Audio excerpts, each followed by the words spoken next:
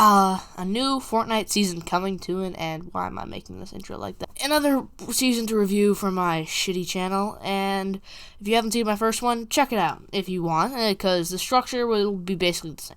Segment 1, map change. Segment 2, loot pool. Segment 3, battle pass, and all other miscellaneous shit. Okay, let's go.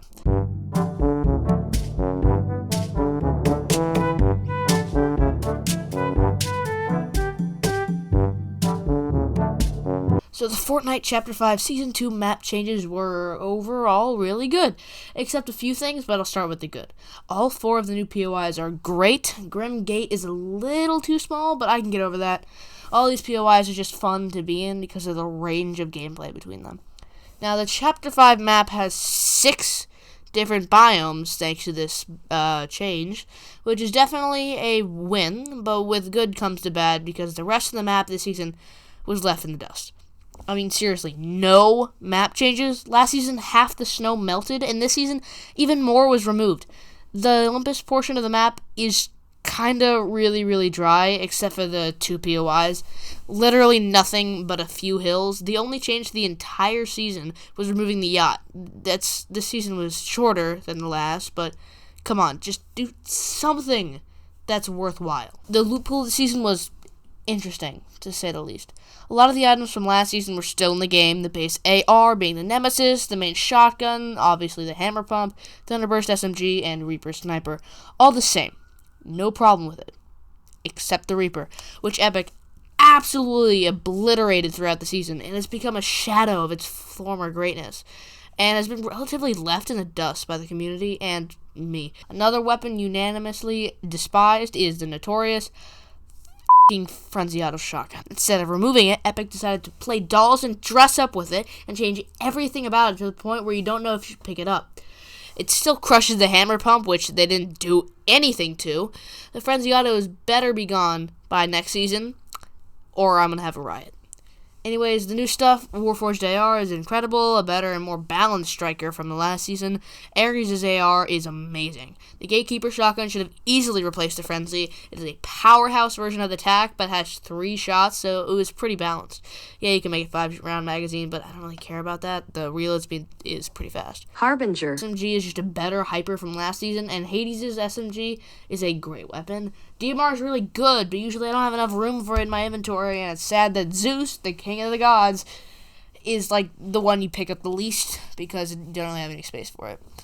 Hand cannon unvault was great, good weapon. Also, the drum gun is a great weapon that they unvaulted, so happy about that. I have to say, Epic is cooking with mobility this chapter. Grapple blade, airbending, I'll get to that later. Shockwaves, wings of Icarus, flowberry, all that good stuff. The Thunderbolt of Zeus was so good and balanced. You did good damage, and it did damage through boxes, but you were so exposed to damage. I just said damage 3 times in the same sentence. It was dangerous to do the bolt mid-fight because you'd get absolutely sprayed out of the air.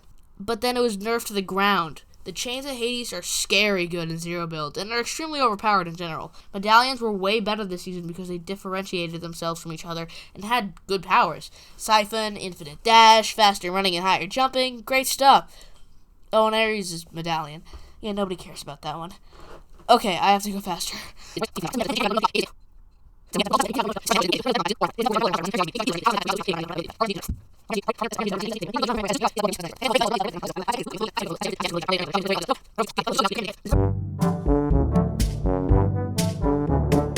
It's good, not better than last season, but still good. Cerberus is really cool. The first style of Aphrodite is fine. Our second style came from Poseidon is perfect. I don't need to elaborate. Medusa is disappointing. Zeus is decent. Artemis is incredible. And Hades is a really interesting design for the god of the underworld.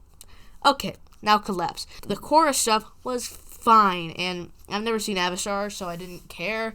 One of my friends, on the other hand, spent like $50 on the Avatar stuff, so I know you're watching this. You should be ashamed of yourself. Waterbending was actually really good. Good job with that, but as soon as April 12th rolled around, the season came to a complete halt. All the story, which didn't end well at all anyways, and updates came to a dangerous stop while Avatar elements shimmy around. Airbending was great, but every single endgame would have airbending circles all over my screen. It was getting old. Earth and firebending were utterly useless. The rocks thrown had the worst hitboxes ever, and it was impossible to hit shots. The firebending was too thin to hit most shots and didn't do enough damage. The worst part was that they completely removed the 3 Greek items from the game.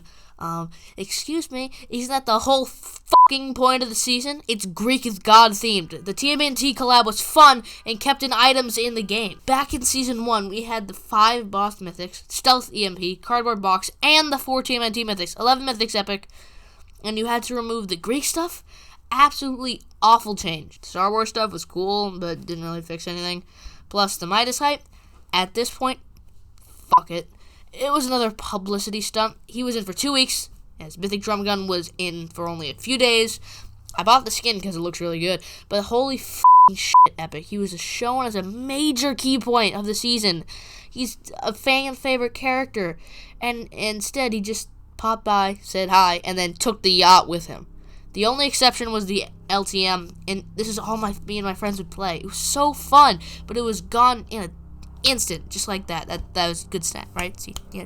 Overall, this season started strong, but came crashing down midway through. He was good, but had so much missed potential, and that brought it down below last season for me. But I'm excited for season 3, and this was all my opinion, by the way. I know somebody's gonna get mad at me.